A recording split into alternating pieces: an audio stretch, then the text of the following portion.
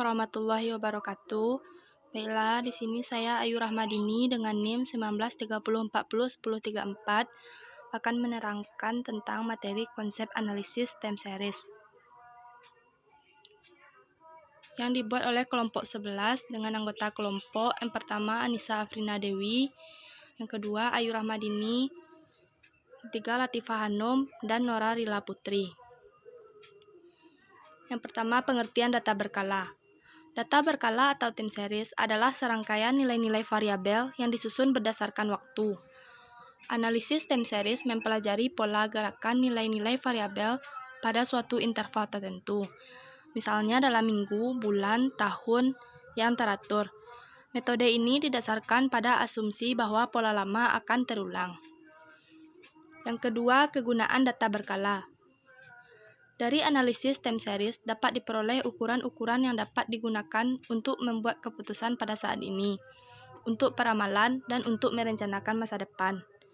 Yang kedua, sebagai alat analisis forecasting kondisi masa mendatang berdasarkan tren data yang tersedia. Yang ketiga, adanya komponen-komponen data berkala. Nilai variabel time series dilambangkan dengan huruf Y mempunyai 4 komponen, yaitu yang pertama, tren jangka panjang, dilambangkan dengan huruf T, merupakan sifat dari permintaan di masa lalu terhadap waktu terjadinya, apakah permintaan tersebut cenderung naik, turun, atau konstan. Yang kedua, siklus, dilambangkan dengan huruf C.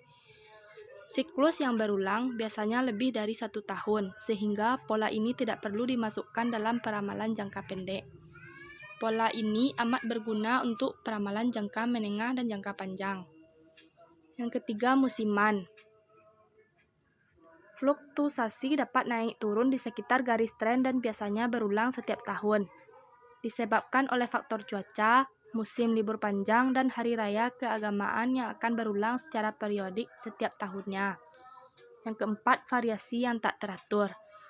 Pola variasi tak teratur karena faktor-faktor adanya bencana alam, bangkrutnya perusahaan pesaing, promosi khusus, dan kejadian lainnya yang tidak mempunyai pola tertentu. Variasi tak teratur diperlukan dalam rangka menentukan persediaan pengaman untuk mengantisipasi kekurangan persediaan bila terjadi lonjakan permintaan. Yang keempat, penentuan nilai tren. Penentuan nilai tren dibagi juga menjadi 5 bagian. Yang pertama, metode tangan bebas atau freehand. Langkah-langkah menentukan garis tren dengan menggunakan metode tangan bebas yaitu yang pertama, buat sumbu tegak Y dan sumbu mendatar X. Buat scatter diagram yaitu kumpulan titik-titik koordinat X dan Y. X sama dengan variabel waktu.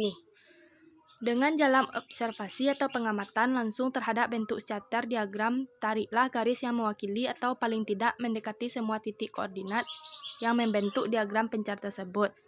Misalnya Y sama dengan data berkala dan X sama dengan waktu.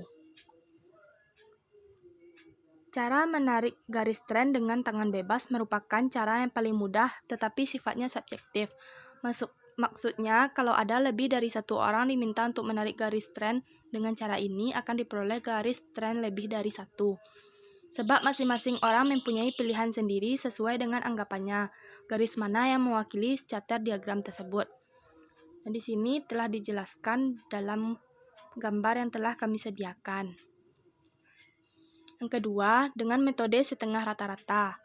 Langkah-langkahnya yaitu bagi data deret waktu menjadi 2 bagian. Bila jumlah tahunnya ganjil, kita dapat membagi ke dalam 2 bagian yang sama dengan tidak memasukkan tahun yang berada di tengah. Yang kedua, hitunglah semi total setiap bagian dengan jalan menjumlahkan nilai-nilai deret waktu dalam tiap bagian. Yang ketiga, dari tiap bagian tersebut kemudian dicari rata-ratanya. Yang keempat, letakkan nilai rata-rata tersebut di tengah-tengah masing bagian. Kemudian hubungkan kedua nilai rata-rata tersebut dengan garis lurus dan garis lurus inilah trennya. Selanjutnya dengan metode rata-rata bergerak. Dalam metode ini kita mengganti nilai data suatu tahun dengan nilai rata-ratanya. Dihitung dengan nilai data tahun yang mendahului dan nilai data tahun berikutnya. Biasanya digunakan 3-5 tahun rata-rata bergerak. Yang keempat, metode kuadrat terkecil. Taksiran tren dihitung dengan ketentuan bahwa sejumlah deviasi kuadrat antara tiap nilai deret waktu dengan nilai tren adalah minimum. Untuk itu, kita menggunakan persamaan garis lurus yang dinyatakan dengan Y sama dengan A tambah BX, di mana X sama dengan periode waktu, Y sama dengan dapat berupa nilai penjualan, produksi, persediaan, dan variabel lain. A sama dengan nilai, B besarnya perubahan variabel Y yang terjadi pada setiap perubahan satu unit variabel X. Dan rumusnya telah kami sediakan. Yang terakhir, metode momen. Metode momen ini ialah salah satu metode yang digunakan dalam melakukan forecast penjualan, yang nantinya akan dijadikan dasar untuk penjualan pada tahun berikutnya. Pada metode tren momen ini, terdapat gabungan dari analisis statistik berupa analisis tren dan metode momen. Metode tren momen berbeda dengan metode lainnya. Untuk penentuan data historis X pada penggunaannya tidak harus berjumlah genap atau ganjil, karena nilai parameter X selalu dimulai dengan nilai 0 sebagai urutan yang pertama. Rumus yang digunakan dalam metode tren momen yaitu Y sama dengan A tambah BX. Untuk mencari nilai A dan B pada rumus di atas digunakan dengan cara matematis, dengan penyelesaiannya menggunakan metode substitusi dan metode eliminasi. Dan di sini kami juga membuatkan rumus persamaannya. Sekian, terima kasih. Assalamualaikum warahmatullahi wabarakatuh.